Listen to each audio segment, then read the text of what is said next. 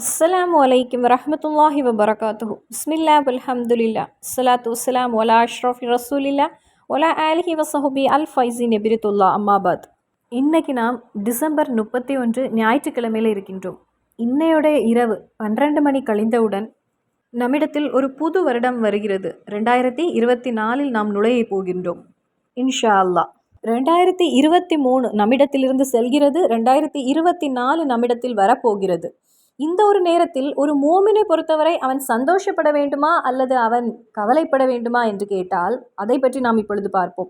நம்ம ஒரு புது ட்ரெஸ் வாங்கும்போது அல்லது ஒரு புது வாகனம் வாங்கும்போது அல்லது ஒரு புது வீட்டிற்கு போகும்போது ஒவ்வொன்றும் நமக்கு புதிதாக வரும்போது நாம் அதிகமாக சந்தோஷம்தான் அடைவோம். அதே போலவே இயற்கையான ஒரு விஷயம்தான். எந்த ஒரு மனிதனுக்கும் ஒரு புது வருடம் அவனிடத்தில் வரும்போது அந்த ஒரு வருடத்தை வரவேற்பதற்காக அவன் பல காரியங்களில் அவன் செய்ய தொடங்குவான், பல காரியங்களில் ஈடுபடுவான். ஒரு முசல்மானை பொறுத்தவரை, ஒரு மூமினை பொறுத்தவரை அவனுக்கு புதிய வருடம் என்பது நமது இஸ்லாம் கற்றுத்தந்த வழியில் நமது தீனான இஸ்லாத்துடைய இதில் நமக்கு புதிய வருடம் என்பது முஹரம் 1 தான். அதனால வருகின்ற இந்த ஒரு புதிய வருடம் என்பது மோமீன்களுக்கு எந்த ஒரு கொண்டாட்டமோ எந்த ஒரு ஆச்சரியமோ எந்த ஒரு அற்புதமோ கிடையாது.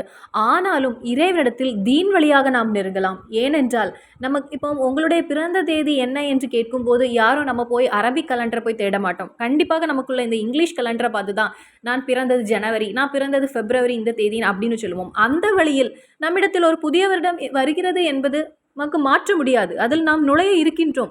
அல்லாஹு தாலாவிடைய எல்லா ரஹமத்தும் பர்க்கத்தும் நமக்கு கிடைக்க வேண்டும் என்பது ஒவ்வொரு மூமினுடைய இதயத்தில் தானாகவே வந்துவிடும்.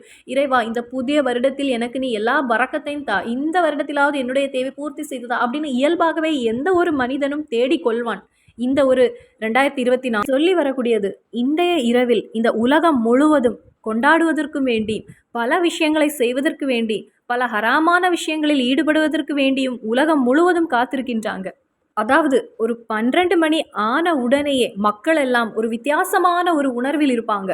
அதிலும் முக்கியமாக அதிக முக்கியத்துவம் கொடுத்த இளைஞர்கள். இப்போ அவங்கள நான் குற்றம் சொல்லலை. ஏனென்றால் நம்மளுடைய இந்தியாவை பொறுத்தவரை எது செய்யணும் எது செய்யக்கூடாது என்பது ஒவ்வொரு மனிதனுடைய தனிப்பட்ட கருத்தாகும். நமது நாடை பொறுத்தவரை தண்ணி அடிப்பதற்கு அவனுக்கு எந்த ஒரு தடையும் கிடையாது. அவனுக்கு எப்பொழுது வேண்டுமானாலும் தண்ணி அடிக்கலாம். ஆனால் ஒரு மூமினை பொறுத்தவரை இந்த நியூ இயர் ஆகட்டும் அல்லது எந்த ஒரு நாளாக இருந்தாலும் சரி, இந்த ஹராமிலிருந்தெல்லாம் அவன் விலகி நிற்க வேண்டும். கொல்லு முஸ்கரின் ஹராம். அதனால் இன்றைய இரவில் ஒவ்வொரு உம்மாவும் தங்களுடைய பிள்ளைகளை நீங்கள் பாதுகாப்பாக கவனித்துக் கொள்ளுங்கள். ஷைத்தானுடைய பிடியிலிருந்து அவர்களை நீங்கள் பாதுகாத்து கொள்ளுங்கள். இனி இந்த துனியாவில் அல்லாஹு தாலா அதிகமான சோதனைகளை நமக்கு தருகின்றான். அதில் ஒன்றாவது இருக்கக்கூடியது நோய் என்பதாகும். இனி இரண்டாவது என்று சொல்ல முடியாது, அதுவும் ஒன்றாவது நிலையில் தான் இருக்கிறது, கொடிய கடன் என்பது. இரவு நேரங்களில் தூக்கம் இல்லாமல் நமது தூக்கத்தை தொலைக்கக்கூடியது அந்த கொடிய கடன். பகல் நேரங்களில் ஒளிந்து பயந்து வீட்டிற்குள்ளே இருக்க வேண்டிய ஒரு சூழலை அது மனிதனுக்கு ஏற்படுத்தி கொடுக்கிறது. கடன் என்பது ஒரு மனிதரை காஃபிர் வர ஆக்கிறது என்பது நமது இஸ்லாம் நமக்கு கற்றுத்தருகிறது. சிலர் அவர்களே அறியாமலே அவர்கள் கடத்தில் மாட்டிக்கொள்கிறாங்க. பிள்ளைகளுடைய கல்யாணத்திற்கு வேண்டி ஒரு பெரிய தொகையை கடன் எடுத்திருப்பாங்க, அந்த ஒரு சந்தோஷத்திற்கு வேண்டி. ஆனால் கல்யாணம் முடிந்திருக்கும், தன்னுடைய பிள்ளை நல்ல வாழ்க்கையில் வாழ்ந்து கொண்டிருந்தாலும் இவர்கள் அந்த கடனை அடைக்க முடியாமல் தவித்து கொண்டிருப்பாங்க. அல்லது பிள்ளைகள் உயர்ந்த படிப்பு படிப்பதற்கு வேண்டி அவர்கள் டிகிரியை முடிக்க வேண்டும், அதற்கு வேண்டி அவங்க லோன் எடுப்பாங்க. நம்ம தான் இப்படி ஆயிட்டோம், அது பிள்ளைகளாவது நல்ல நிலையை அடையட்டும் என்று அவர்கள் ஒரு பெரிய தொகையை லோன் எடுத்திருப்பாங்க. ஆனால் அந்த இடத்திலும் அந்த பிள்ளைகள் படித்த பிறகும் அவருக்கு வேலை கிடைக்காமல் அந்த லோனை அடைக்க முடியாமல் அதனால கடன் பெருகக்கூடியவர்கள் உண்டு. சிலருடைய நிலை என்னவென்றால் ஷிஃப்ட் டிசைர் அப்படின்னு சொல்லி பெரிய பெரிய கார் வாங்குவாங்க, வாகனங்களை வாங்குவாங்க. அதை அவங்க இஎம்ஐ ஸ்கீமில் வாங்குவாங்க. மாதம் மாதம் 20,000 அல்லது 10,000 அல்லது 15, 30 என்று அடைக்க முடியாத நிலை வரும். இதெல்லாம் ஷைத்தான் நமக்கு ஏற்படுத்தக்கூடிய ஒரு எண்ணமாகும். அந்த வட்டியை அடைக்க முடியாமல் அது பெருக செய்யும். அதன் பின்பு அதை அடைக்க முடியாமல் அதற்கு நோட்டீஸ் வரும். அந்த மாதிரிப்பட்ட பிரச்சனையில் தானாகவே போய் சாடுகிறாங்க நிறைய பேர்கள். பெரிய வாகனம், பெரிய வீடு, இதெல்லாம் லோன் எடுத்து நாம் செய்யலாம், எப்படியாவது அடைத்து விடலாம் அப்படின்னெல்லாம் நமக்கு எண்ணம் வருகின்றது. ஷைத்தானுடைய ஒரு விளையாட்டு தான் அது நம்மிடத்தில் வந்து சேருகிறது. இனி பிள்ளைகளுடைய கல்யாணத்திற்கு வேண்டி, பிள்ளைகளுக்கு வேண்டி, பிள்ளைகளுடைய படிப்புக்கு வேண்டி அப்படி லோன் எடுக்கக்கூடியவர்கள், அது ஒரு ஹராமாக இருந்தாலும் அதில் தானாகவே வேறு வழி இல்லாமல் மாட்டிக்கொண்டு கஷ்டப்படுகின்ற நிறைய பாவங்கள் உண்டு. அவர்களுக்கு தான் இந்த ஒரு வீடியோ. நாம் நுழையிருக்கின்ற இந்த 2024 இதில் நாம் நுழையும் போது நமக்கு ஒரு வயது அதிகரிக்க போவதில்லை. ஒரு வயதை நாம் இழந்து விட்டோம். நமது ஆயுட்காலத்தில் ஒரு வருடத்தை நாம் இழந்தாச்சு. இந்த 2023 நாம் 12 மாதத்தையும் 52 வாரங்களையும் 365 நாட்களையும் 8760 மணிக்கூறும் 5,25,600க்கு அதிகமாக நிமிடங்களையும் 3,15,36,000 அதிகமாக நொடிகளும் நம்மிடத்திலிருந்து செல்லுகிறது இன்று இரவு 12 மணியோடு. இதன் மூலமாக நமது ஆயுட்காலத்தில் ஒரு வருடமும் குறைகிறது. நேற்றைய தினத்தில் 2 மரணங்கள். அந்த ஜனாசாவை பார்த்தபோது என்னுடைய மனதில் தோன்றிய விஷயம், அவர்களுக்கு 2024 என்பது அல்லாஹு தாலா எழுதாத விஷயம், எழுதவில்லை. ஒவ்வொரு அடியானுடைய நிலையும் இதுதான். நமது ஆயுட்காலம் என்பது நம்மிடத்தில் குறைந்துவிட்டே வருகிறது. நமது மரணத்தின் பக்கத்தில் நாம் சென்று கொண்டே இருக்கின்றோம். அதனால் முடிந்தவரை நல்லவற்றை செய்வோம். அல்லாஹு தாலாவுக்கு வேண்டி அதிகமான அமல்களை நாம் சேர்த்து வைப்போம். ஏனென்றால் அவனிடத்திலேயே நாம் செல்ல வேண்டியிருக்கிறது. இன்னா லில்லாஹி வ இன்னா இலைஹி ராஜிஊன். அதேபோல் இந்த துனியாவில் இறைவன் நமக்கு தரக்கூடிய சோதனைகளிலிருந்தெல்லாம் வெற்றி பெறவும் அவனுடைய துஆக்கள் மூலமும் திக்ரு மூலமாகவும் நாம் அவனை நெருங்குவோம். அதிகமாக கடன் கொண்டு அல்லாஹு தாலா சோதிப்பது யார் தெரியுமா? நாம் சில ஹராமான விஷயங்களில் நாம் இருந்தாலும் சரி, இறைவன் நமக்கு சில அருள் நமது வாழ்க்கையில் வழங்கியிருப்பான். அதற்கெல்லாம் நாம் நன்றி தெரிவிக்காமல் அவனுக்கு ஷுக்குர் செய்யாமல் இருக்கும்போது அதிகமான சோதனைகளை இறைவன் நமக்கு வழங்குவான். அதேபோல் உம்மா வாப்பாவுக்கு மதிப்பு கொடுக்காமல் இருக்கக்கூடியவங்களுக்கு, உம்மா வாப்பாவை தாழ்த்தக்கூடியவங்களுக்கு, அவர்களுக்கு செய்ய வேண்டியதை நாம் செய்யாமல் இருக்கும்போதும் இறைவன் நமக்கு அதிகமான சோதனைகளை வழங்குவான். இறைவன் நமக்கு கடமையாக்கி இருக்கின்ற அந்த 5 நேர ஃபர்லான தொழுகைகளை தொழாமல் நாம் அதில் விளையாடும் போது, அதேபோல் இருக்கக்கூடியவற்றில் நமக்கு தந்திருக்கக்கூடியவற்றில் அல்லாஹு தாலாவின் வழியில் நாம் சதக்கா கொடுக்காமல் இருக்கும்போது, இப்படிப்பட்டவர்களுக்கெல்லாம் அல்லாஹு தாலா கடனை தந்து சோதிப்பான். இதில் மாட்டிக்கொள்ளக்கூடியது ஒன்றுமே தெரியாத அந்த பிஞ்சு குழந்தைகளும் சேர்ந்துதான்.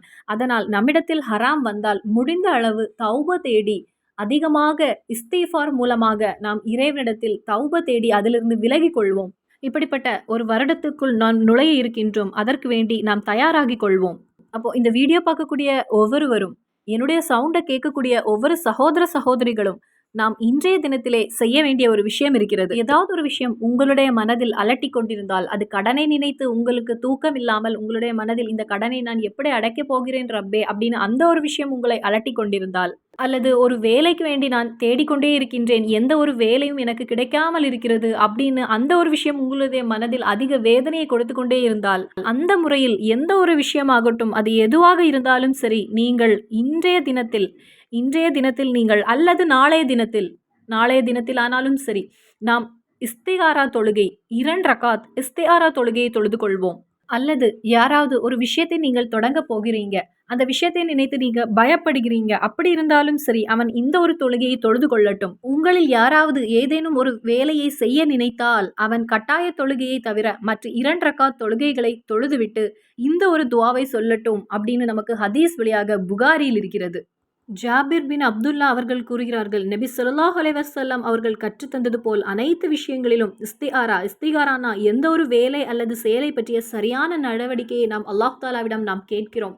அந்த ஒரு முறையை நமக்கு கற்றுத்தந்தது வேறு யாரும் இல்லை, நமது இறை தூதர் ஸல்லல்லாஹு அலைஹி வஸல்லம் ஆகும். அப்போ உங்களுடைய மனதில் இருக்கக்கூடிய அந்த ஒரு தேவை வைத்து, உங்களுடைய மனதில் இருக்கக்கூடிய ஒரு பிரச்சனை, அது ஒரு கல்யாணத்திற்காக நீங்கள் குழம்பிக் கொண்டிருக்கிறீங்கன்னா அந்த கல்யாணத்தை மனதில் நெய்யதாக வைத்து, ஒரு வேலைக்கு வேண்டி தேடிக்கொண்டே இருக்கிறீங்க, எதுவும் அமையவில்லை, என்ன செய்வதுன்னு தெரியவில்லை என்றால் அந்த வேலையை மனதில் நெய்யத்தாக வைத்து, அல்லது கடனை அடைக்க பல முயற்சிகளில் இருந்தும் அந்த கடனை அடைக்க முடியவில்லை என்றால் அந்த கடனை முன்வைத்து இந்த இஸ்திகாரா என்கிற தொழுகையை நீங்கள் தொழுது கொள்ளலாம். அதற்கு நீங்கள் 2 ரக்காத் நஃபில் தொழுகை நான் தொழுகின்றேன் என்று நெய்யத்து வைத்துக் கொள்ளுங்கள். அந்த ஒரு விஷயத்தை, உங்களுடைய காரியத்தை மனதில் நெய்யத்தாக வைத்து அந்த ஒரு தொழுகையை நீங்கள் தொழுது அல்லாஹு தாலாவிடத்தில் உதவி தேடுகிறீங்க. அப்போ தொழுது முடித்துவிட்டு நான் சொல்லக்கூடிய இந்த ஒரு திக்ரை நீங்கள் ஓதிக்கொள்ளுங்கள். அல்லாஹும்ம இன்னி அஸ்தஹிருக பி இல்மிக் வ அஸ்தஹதிருக பி ஹுதுரதிக் وأسألك من فضلك عليم فإنك تقدر ولا أقدر وتعلم ولا أعلم وأنت علام الغيوب اللهم إن كنت تعلم أن هذا الهم. இந்த இடத்துல உங்களது தேவையை, உங்களுடைய மனதில் இருக்கக்கூடிய அந்த ஒரு தேவையை நீங்கள் கேட்டுக்கொள்ளுங்கள். ஹைருன் லி ஃபித்தீனி வமா ஆஷி வ ஆகிபத்தி அம்ரி ஃபஹதுர்ஹு லி வயஸ்ஸிர்ஹு லி சும்மா பாரிக் லி ஃபீ வ இன் குன்த தஅலமு அன்ன ஹாதல் ஹம் ஷர்ருன் லி ஃபித்தீனி வமா ஆஷி வ ஆகிபத்தி அம்ரி ஃபஸ்ரிஃபு அன்னி வஸ்ரிஃப்னி அன் வகுதுர்லியல் ஹைர ஹைசுகன் வகுதுர்லியல் ஹைர ஹைசுகன் சும்மா அவ்வீனி பி. இஸ்திஹாரா தொழுகை என்பது நமது பாவங்களை அல்லாஹு தாலாவிடத்தில் மன்னிப்பதற்கு வேண்டியும் நாம் தொழலாம், அல்லது நமது தேவையை பூர்த்தி செய்வதற்கு வேண்டியும் நாம் தொழுது கொள்ளலாம். ஏதாவது ஒரு காரியத்தில் நமக்கு குழப்பம் இருந்தால் அந்த குழப்பத்தை அல்லாஹு தாலாவிடத்தில் நாம் உதவி தேடி கேட்கின்றோம், அப்படியும் நாம் தொழலாம். அப்படி எந்த ஒரு தேவைக்கும் தொழ வேண்டியதுதான் இந்த 2 ரக்காத் நஃபிலான இஸ்திஹாரா தொழுகை என்பது. தொழுதுவிட்டு இந்த ஒரு துவாவையும் அதே அமர்வில் இருந்து ஸ்கிரீன்ஷாட் எடுத்தும் நீங்கள் ஓதிக்கொள்ளலாம், அல்லது மனப்பாடம் செய்தும் ஓதிக்கொள்ளலாம். இந்த வீடியோவை பார்த்த உடனேயே நீங்கள் இந்த தொழுகையை தொழுது அல்லாஹு தாலாவிடத்தில் இந்த துவா ஓதி உதவி தேடலாம்.